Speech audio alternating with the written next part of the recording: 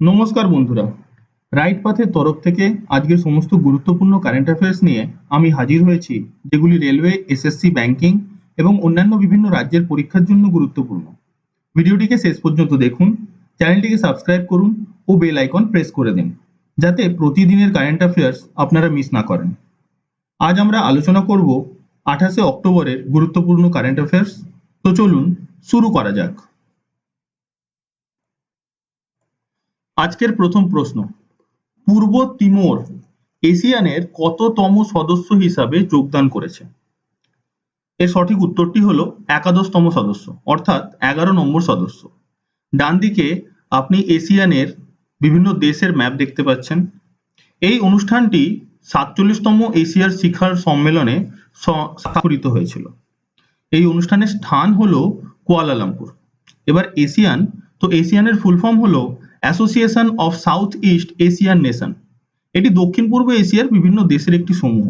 এটি প্রতিষ্ঠিত হয়েছিল 8ই অগস্ট 1967 খ্রিস্টাব্দে এবং এর সদর দপ্তর হলো জাকার্তা, ইন্দোনেশিয়া। পরের প্রশ্নটি হলো, মাদ্রাস উচ্চ আদালত সম্প্রতি কোন সিদ্ধান্তে ক্রিপ্টোকারেন্সিকে কি হিসাবে ঘোষণা করেছে? এর উত্তর হলো সম্পদ অথবা প্রপার্টি হিসাবে। এটি একটি ল্যান্ডমার্ক জাজমেন্ট। মাদ্রাস হাইকোর্ট এবার থেকে ভারতের যতগুলি ক্রিপ্টোকারেন্সি অনার ব্যক্তি আছেন তাদের ক্রিপ্টোকারেন্সিকে একটি সম্পদ হিসাবে ট্রিট করবে, অর্থাৎ এটি একটি লিগ্যাল অ্যাসপেক্ট তৈরি হয়ে গেল। এবার ক্রিপ্টোকারেন্সি কি? ক্রিপ্টোকারেন্সি হলো ডিজিটাল বা ভার্চুয়াল মুদ্রা, যা ক্রিপ্টোগ্রাফি প্রযুক্তি ব্যবহার করে তৈরি হয় এবং লেনদেন নিরাপদ রাখে।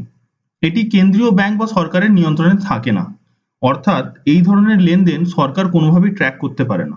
কিন্তু এবারে যখন মাদ্রাস হাইকোর্ট এটিকে একটি লিগ্যাল অ্যাসপেক্ট তৈরি করে দিয়েছে, তো আশা করি আমাদের গভর্নমেন্ট এর উপরে অনেক ধরনের নিয়ম এবং কানুন নিয়ে আসবে, যার সাহায্যে ক্রিপ্টোকারেন্সির লেনদেনকে ট্র্যাক করা যাবে এবং কন্ট্রোল করা যাবে। ক্রিপ্টোকারেন্সি শুরু হয়েছিল 2009 সাল থেকে। বিশ্বের প্রথম ক্রিপ্টোকারেন্সি হলো বিটকয়েন। এটি 2009 সালে সিতোশি নাকামোটো, একজন জাপানিজ ব্যক্তি দ্বারা তৈরি করা হয়েছিল। পরের প্রশ্নটি হলো, আন্তর্জাতিক মুদ্রা তহবিল অর্থাৎ IMF 2025-26 অর্থ বছরের জন্য ভারতের অর্থনৈতিক প্রবৃদ্ধির পূর্বাভাস কত শতাংশ করেছে? আপনারা জানেন বর্তমানে ইউএসএ ইন্ডিয়ার ওপর বিভিন্ন ধরনের ট্যারিফ অ্যাপ্লাই করছে, যার ফলে ভারতের ইকোনমি অনেক ক্ষেত্র থেকে ক্ষতিগ্রস্ত হচ্ছে। কিন্তু এর সত্ত্বেও ভারতের ইকোনমি IMF এর অনুযায়ী 6.6% রেটে গ্রোথ করছে এবং এটি একটি খুব ভালো গ্রোথ রেট, কারণ সব দেশই ট্যারিফের জন্য তাদের গ্রোথ রেট কমিয়ে ফেলেছে, কিন্তু ভারত এখনো নিজের ইকোনমিক্যাল গ্রোথ ধরে রেখেছে এবং IMF অনুযায়ী 2025-26 এর গ্রোথ রেট হচ্ছে 6.6%।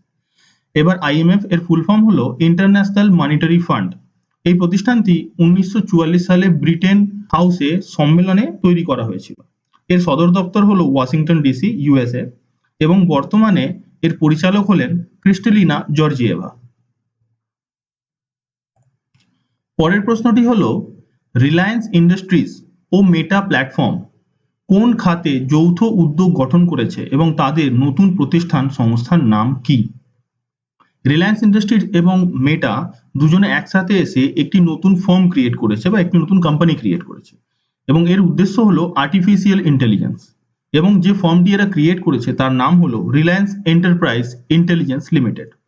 রিলায়েন্স ইন্ডাস্ট্রিজ ও মেটা প্ল্যাটফর্ম 24শে অক্টোবর 2025-এ যৌথভাবে নতুন AI সংস্থা Reliance Enterprise Intelligence Limited REIL প্রতিষ্ঠিত করেছে। এবার রিলায়েন্স ইন্ডাস্ট্রিজ, তো এটি 1957-এ প্রতিষ্ঠিত হয়েছিল। এর সদর দপ্তর হলো মুম্বাই এবং বর্তমানে এর চেয়ারম্যান হলেন মুকেশ আম্বানি।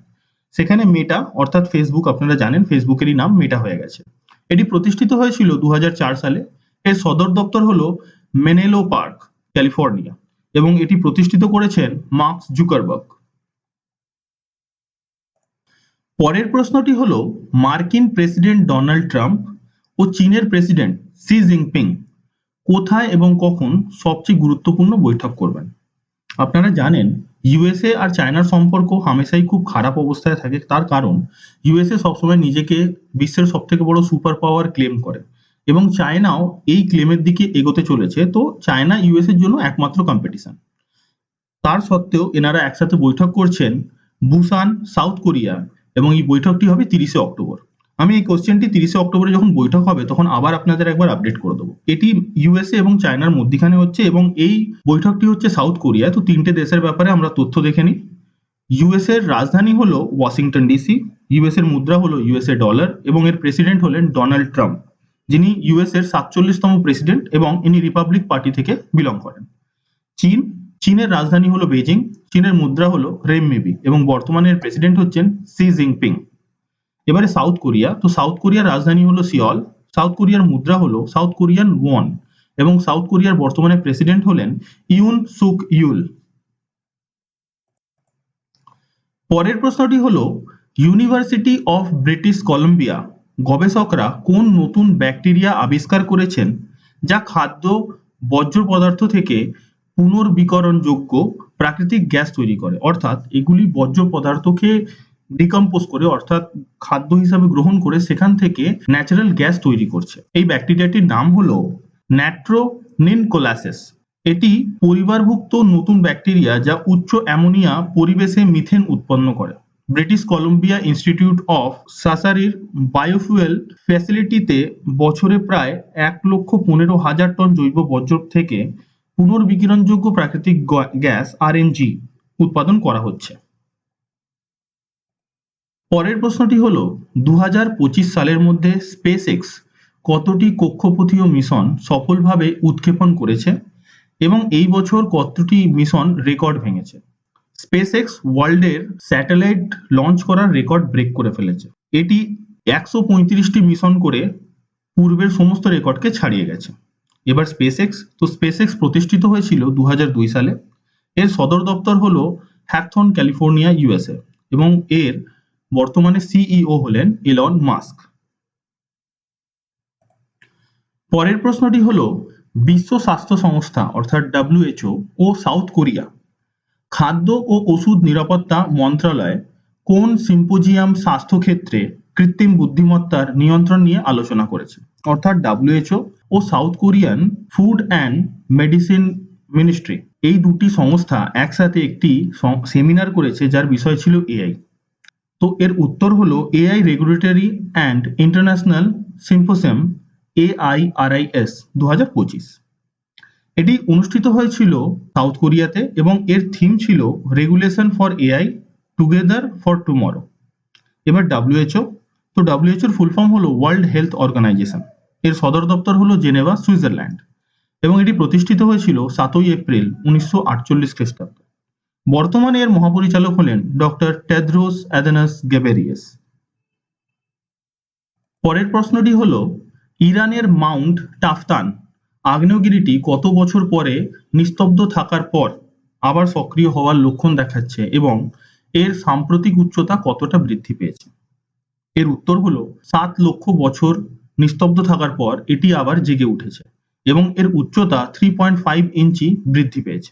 মাউন্ট টাফতান ইরানের একটি সুপ্ত জ্বালামুখী যা প্রায় 7 লক্ষ বছর ধরে নিস্তব্ধ ছিল। এবার এটি ইরানের, তো ইরানের রাজধানী হলো তেহরান, ইরানের মুদ্রা হলো ইরানি রিয়াল এবং বর্তমানে এর প্রেসিডেন্ট হলেন মাসুদ পেজশকিয়ান। ইরানের সর্বোচ্চ নেতার নাম হলো আয়াতুল্লাহ আলী খামেনি। পরের প্রশ্নটি হলো বিশ্বের প্রথম কৃত্রিম বুদ্ধিমত্তা অর্থাৎ এআই শিল্পের জাদুঘর ডেটা ল্যান্ড কোথায় ও কখন খোলা হবে? বিশ্বের প্রথম কৃত্রিম বুদ্ধিমত্তা অর্থাৎ এআই মিউজিয়াম খোলা হচ্ছে লস অ্যাঞ্জেলেস 2026 খ্রিস্টাব্দের গ্রীষ্মকাল ঋতুতে। ডেটা ল্যান্ড হলো বিশ্বের প্রথম কৃত্রিম বুদ্ধিমত্তা শিল্পের জাদুঘর।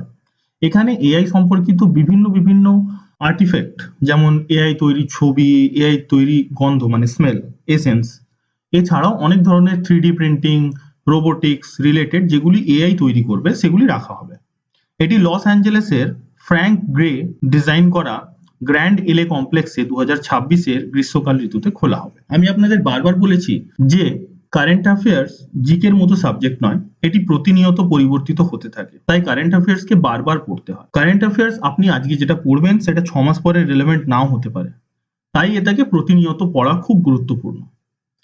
এর সবথেকে সহজ উপায় হলো রোজ সকালবেলা উঠে আপনি রাইট পাথের কারেন্ট অ্যাফেয়ার্সের ভিডিওটা একবার দেখে নিন এবং রাত্রে শোবার আগে এই ভিডিওর পিডিএফ রাইট পাথের ইউটিউব চ্যানেল থেকে অথবা টেলিগ্রাম চ্যানেল থেকে ডাউনলোড করে সেটাকে একবার রিডিং পড়ে শুয়ে পড়ুন। আমি কথা দিচ্ছি আপনি যদি এই অভ্যাসটি তৈরি করতে পারেন আপনার এক্সামের একটিও প্রশ্ন ভুল হবে না।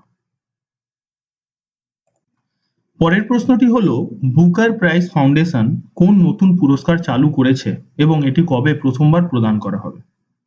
আপনারা জানেন ভালো লেখনির জন্য বুকার অ্যাওয়ার্ড দেওয়া হয় এবং এটি খুব প্রেস্টিজিয়াস অ্যাওয়ার্ড। তো এটি প্রথম নতুন যে পুরস্কার চালু করছে সেটি হলো ছোটদের জন্য বুকার পুরস্কার, অর্থাৎ 8 থেকে 12 বছর বয়সী যে বাচ্চারা সমসাময়িক সাহিত্য সমালোচনা বা সমসাময়িক সাহিত্যের ব্যাপারে কিছু লিখেছেন বা লেখনী করেছেন তার উপরে বুকার প্রাইজ এবং এটি 2027 সালের ফেব্রুয়ারি মাসে প্রথমবার প্রদান করা হয়। আপনাদের আরেকটি বুকার প্রাইজের সম্পর্কে তথ্য জানিয়ে দিই যে আন্তর্জাতিক বুকার পুরস্কার 2025 সালের বিজয়ী হচ্ছে ভানু মুস্তাক এবং ইনি যে বইয়ের জন্য পেয়েছেন তার নাম হলো হার্ট ল্যাম্প স্টোরিজ। পরের প্রশ্নটি হলো ভারতীয় মহিলা কুস্তিগীরারা আন্ডার 23 বিশ্ব কুস্তি চ্যাম্পিয়নশিপে কেমন ঐতিহাসিক পারফরমেন্স প্রদর্শন করেছেন? অ্যাকচুয়ালি আন্ডার 23 ওয়ার্ল্ড রেসলিং চ্যাম্পিয়নশিপে আমাদের মহিলা রেসলাররা একটি ইতিহাস গড়ে তুলেছেন, কারণ তারা 7টি পদক জিতেছেন এবং 121 পয়েন্ট নিয়ে শীর্ষস্থান অধিকার করেছেন। এই 7টি পদকের মধ্যে 2টি সিলভার ও 5টি ব্রোঞ্জ মেডেল আছে। এবারে আজকের হোমওয়ার্ক কোয়েশ্চেন। আজকের হোমওয়ার্ক কোয়েশ্চেনটি হলো রানী চেন্নাম্মার কিত্তুর বিজয়ের 200তম বার্ষিকী উপলক্ষে কেন্দ্রীয় সংস্কৃতি ও পর্যটন মন্ত্রী কোন মূল্যমানের স্মারক মুদ্রা প্রকাশ করেছেন? এর 4টি অপশন দেওয়া রইল, এর মধ্যে থেকে সঠিক উত্তরটি বেছে আপনি কমেন্ট বক্সে লিখে জানাবেন। এর সাথে সাথে কোয়েশ্চেনের সম্পর্কে আরো যে তথ্য আপনি জানেন সেই তথ্যগুলো লিখে জানাবেন। আপনি যদি কোয়েশ্চেনের উত্তর না জানেন তাহলে আমাদের গতকালের ভিডিওটি দেখবেন অথবা গুগল সার্চ করবেন, কিন্তু এই কোয়েশ্চেনের উত্তর লিখে অবশ্যই জানাবেন, কারণ আপনারা একবার যেটা লিখে দেবেন সেটা আপনারা সহজে ভুলবেন না। এবারে গতকালের হোমওয়ার্ক কোয়েশ্চেনের উত্তর।